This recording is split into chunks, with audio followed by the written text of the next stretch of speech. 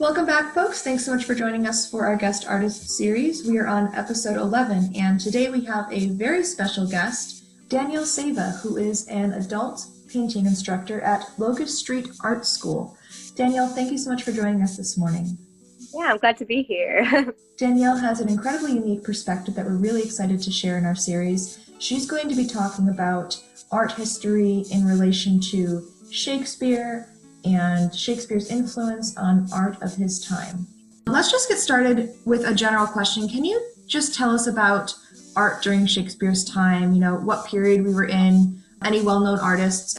Yeah, absolutely. So the time period is between the Renaissance and a move into mannerism. So we all know the Renaissance, their ideas were about humanism. So this was a move towards importance of the human within all aspects. So within art, within architecture. So what happened during Shakespeare's time, around like 1530 to about 1600s, was mannerism. So mannerism was this reaction to this high Renaissance art, which is like Leonardo da Vinci, Raphael, Michelangelo, and these artists were like El Greco. And what the difference was from high Renaissance, there was a lot of emphasis on proportion and balance and ideal beauty. But with mannerism, they really exaggerated those qualities. So it was a lot about unnatural, elegant compositions. There's a lot of tension. It really showed this intellectual sophistication because it didn't rely purely on what was thought to be ideal, like the high Renaissance, but it focused more on emotion and more on the tone of the scene. So whereas the themes within the paintings, a lot of it was still pretty religious, but what was really different was the emotion and the tone that was created within these mannerism pieces as opposed to the high Renaissance. Just going off of that then, do you see any parallels between the themes that Shakespeare presents in his works and time period we're seeing with artwork? Yes, there's actually like a huge correlation between like the shift. So the shift can be, it's Renaissance art, mannerism, and then Baroque. So what this means is there was really this shift between focusing on purely what was correct mathematically within art to more of just emotion-based. So compositions didn't necessarily have to be entirely correct. It was very exaggerated. So I think that's a huge theme that we can see between literature and art at the time. So I think a lot of Shakespeare's plays and his themes in his plays, it's a lot about humans, it's a lot about power, it's a lot about these struggles, and that can be really seen within these mannerism pieces to focus more on that emotion and more on that exaggeration, just like in Shakespeare's plays. Is there a shift in color scheme or anything like that additionally? In, like you said, in that shift, is there any like technical shifts as well? Yeah, there's actually a huge shift especially between Renaissance to Baroque. There really is a focus more on lighting.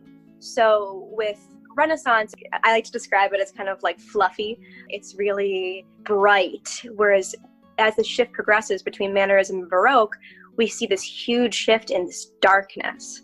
Baroque is known for those of you who don't know what Baroque art is, it's really this focus on drama created through lighting. So it's very dark. Same with mannerism, we can see that shift. So the way that people painted was different too, because they used lighting to show that drama, to show that emotion, to show that tone shift. So we can really see just the way that people painted was entirely different as this time progressed. Yeah, and I love what you said about, this is jumping back a little bit, just relating it again to that, the heightened emotion thing. Shakespeare definitely, because I'm thinking now on soliloquies and monologues that he wrote and presented in his works, and they dig deep into like the emotion and the root of the character, and I think that's something that was kind of new and that he fleshed out a little bit more, that emotional exposure through art and allowing the audience to see what a character was feeling.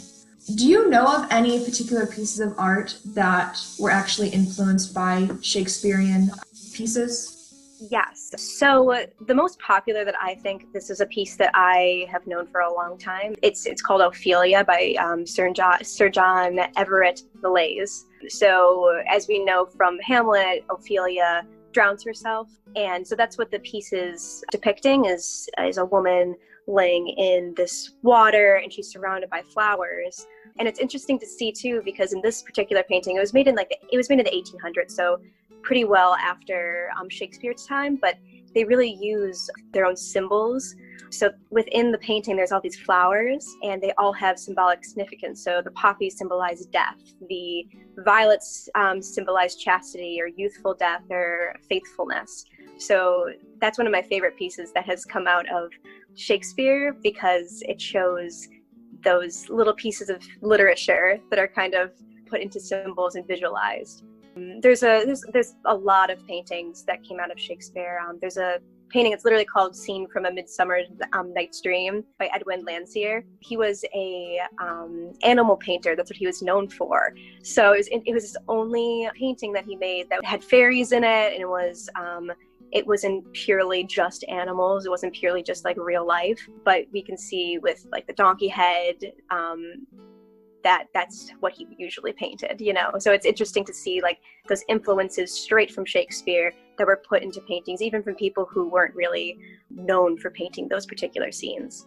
Do you have an idea why Shakespeare influenced like certain painters? Which is such a silly question, but do you know if there's a reason like why they were drawn to his works and to replicate his works in a different medium? From what I have read and what I have seen, I think certain painters, like I said, like Edwin Landseer, I think that he was interested in animals. So being able to have that imagery already sort of set out for them. I think that also a lot of the themes within Shakespearean plays play a role in like which painters decided to paint them.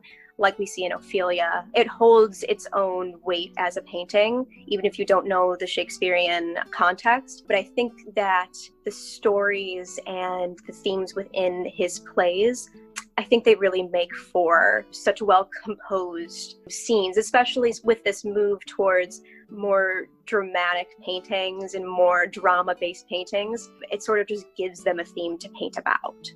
Yeah, he really does. He packs so much into his scripts and his plot lines. There's so much to pick out. Well, Danielle, thank you so much for joining us this morning. This was a really unique perspective to learning about Shakespeare's relation to the world around him, you know, in the time that he was writing, but also in the world that he's created because of the works he's done. So we really appreciate you coming in and sharing your expertise. And thank you to Locust Street for introducing us to you.